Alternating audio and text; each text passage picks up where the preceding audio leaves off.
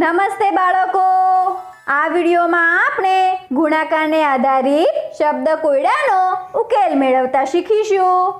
બબ્બનને શાળાની વસ્તુઓ વેચવા માટે નવી દુકાન શરૂ કરવી છે। બબ્બને વિચાર્યું કે હું શહેરમાં જઈને વધારે સંખ્યામાં વસ્તુઓ ખરીદીને લાવીશ, જેથી હું ઓછી કિંમતમાં ખરીદીને વધારે નફો મેળવી શકું। બબ્બન તેની નવી દુકાન માટે કેટલીક વસ્તુઓ ખરીદવા માટે શહેરમાં પહોંચી ગયો। બબ્બન પહેલા 238 ઠેલા ખરીદવા માંગે છે અને દરેક ઠેલાનો ભાવ 125 રૂપિયા છે।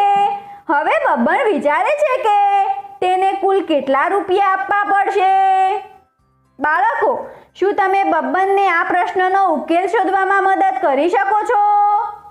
બાળકો, જ્યારે પણ આપણને એક વસ્તુની કિંમત આપી હોય અને આપણે વધુ વસ્તુઓની કિંમત જાણવી હોય તો આપણે કઈ પ્રક્રિયાનો ઉપયોગ કરીશું? એકદમ સાચું, ગુણાકારની પ્રક્રિયાનો।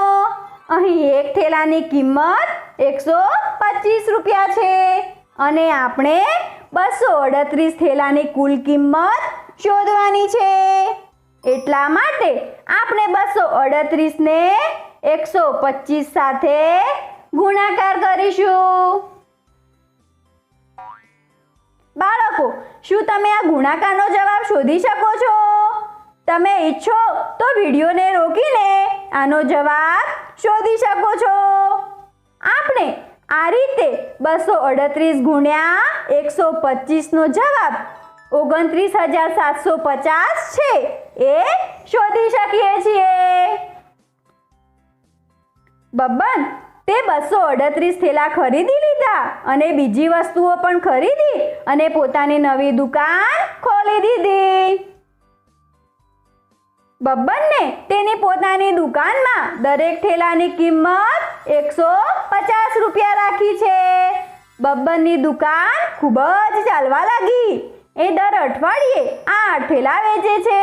બાળકો, શું તમે જણાવી શકો છો કે બબ્બન 8 અઠવાડિયામાં ઠેલા વેચીને કુલ કેટલા રૂપિયા કમાઈ લેશે? બબ્બન દર અઠવાડિયે 8 ઠેલા વેચે છે।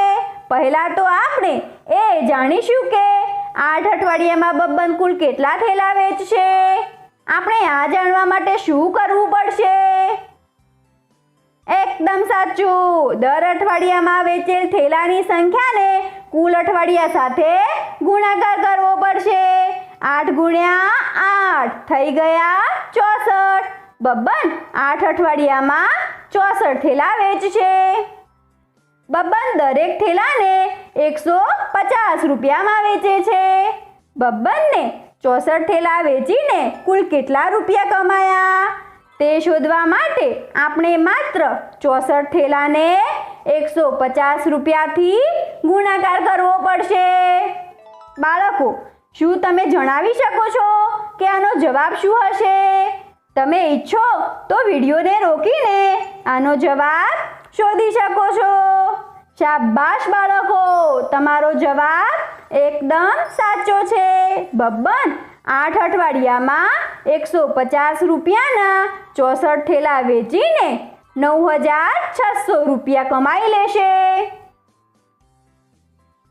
બબ્બનને પોતાની દુકાનથી બહુ જ ફાયદો થયો અને એણે ઘણા બધા રૂપિયા કમાઈને પોતાના માટે એક નવું ઘર ખરીદી લીધું।